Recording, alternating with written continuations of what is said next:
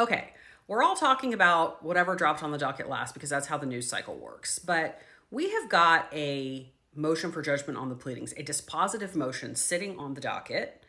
And I have talked a lot about what the arguments in that document are, but I have not talked about what the counter arguments might be.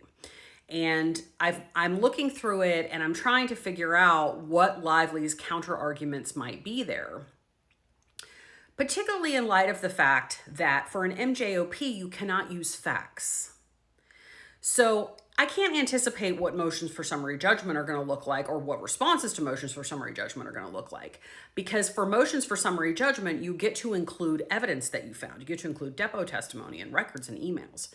Motions for judgment on the pleadings, you can only consider the complaint, in this case, the second amended complaint, the answer, and whatever the case law and precedent are. So we have a better view into what might happen with the MJOP right now than we do with the MSJs. Okay, and I actually looked at some of the cases for these, which I don't usually do, but it was a tight enough document that I was able to. As I've said before, the motion for judgment on the pleadings is incredibly tight. It's incredibly clean. It says, here's the law, here's the situation. It doesn't go, and if they say this, then this. And if they say, they're obviously saving stuff for the reply, but it is a very clean in and out document. So I was able to look at some of the things that they cited. So the biggest one, I think, is the first one, which is that no California laws should apply to this case. And that includes FEHA, the California discrimination law. And the argument they're making, as everybody knows, is that California laws can't apply outside of California. I think the main argument that the Lively people have against that is the fact that the actor loan out agreement says that it is governed by California law. I think that is the strongest argument for her. And from what I've read in the case law, there is a presumption under the law that a California law doesn't apply outside of California. That presumption is rebuttable, meaning the person can overcome that presumption, but they have to, there has to be more than just smoke to overcome it. And so I think that the way that Lively is going to attempt to overcome it is by saying, yes, there's this general presumption that California laws don't apply outside of California, but the parties here were party to an agreement that agreed that California law would apply to my job as an actress on this film where all of these things happened. I think that's probably the best argument she has for the extraterritorial application of California law. And that's going to depend on which cases the judge applies and how he sees it. But I also think that what Wayfair's reply to that response might be is, you never signed the contract. This might be where the you never signed the contract thing comes in.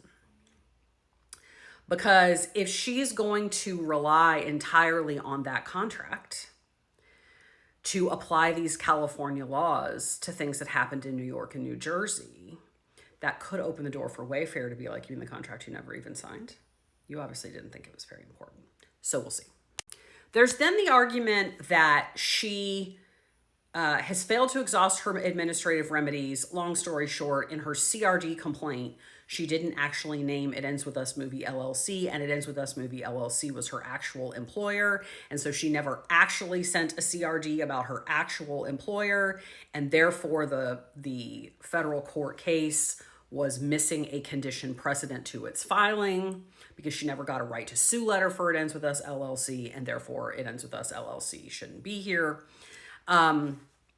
It appears that her response to that is going to be, I filed an amended CRD, because that showed up in one of the letters or one of the arguments that her lawyers made. And I'm very curious about that because we've all tried to figure out, can you do that, right? Can you go back and amend? And you can amend a charge while the charge is still being investigated, right? And again, I'm not a California lawyer. I'm just looking at federal laws like EEOC type claims. But I don't know that you can amend after the right to sue letter has been issued because the determination has been made.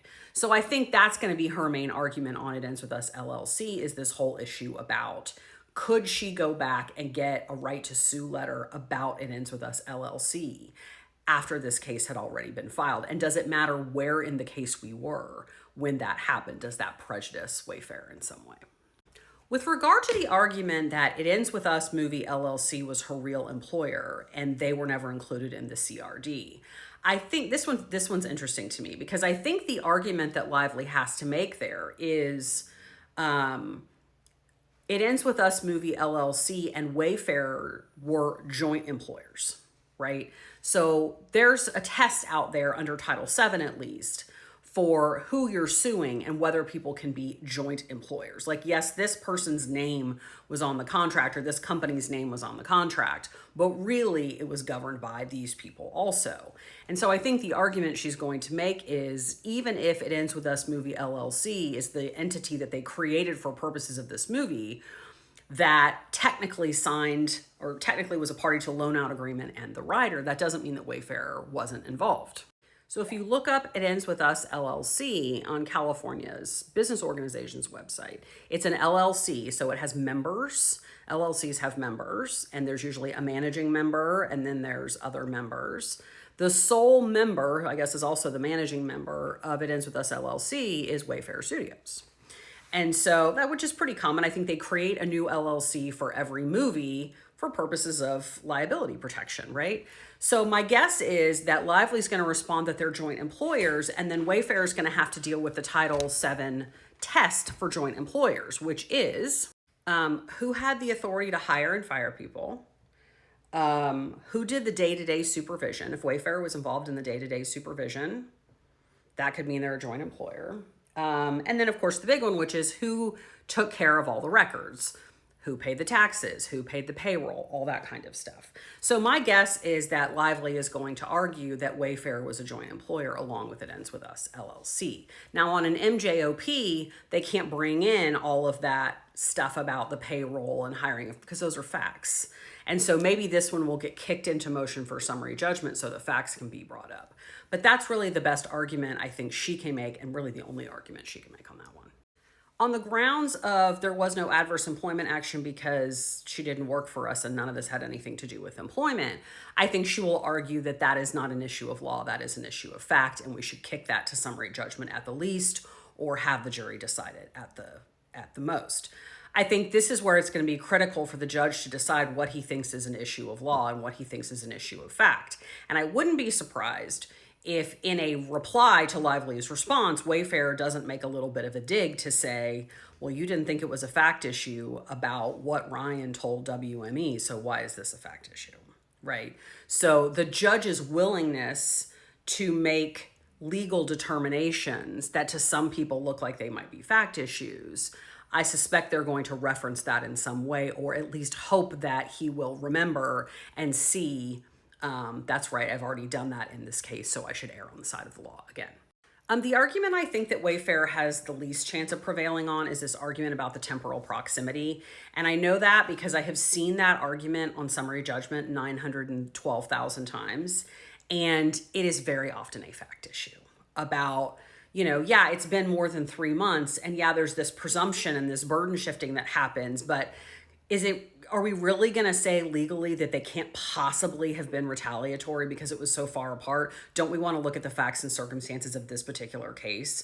So on an MJOP, I just don't think that that's going to probably get through. But again, that may get kicked to a summary judgment motion where they can then argue that in terms of the evidence.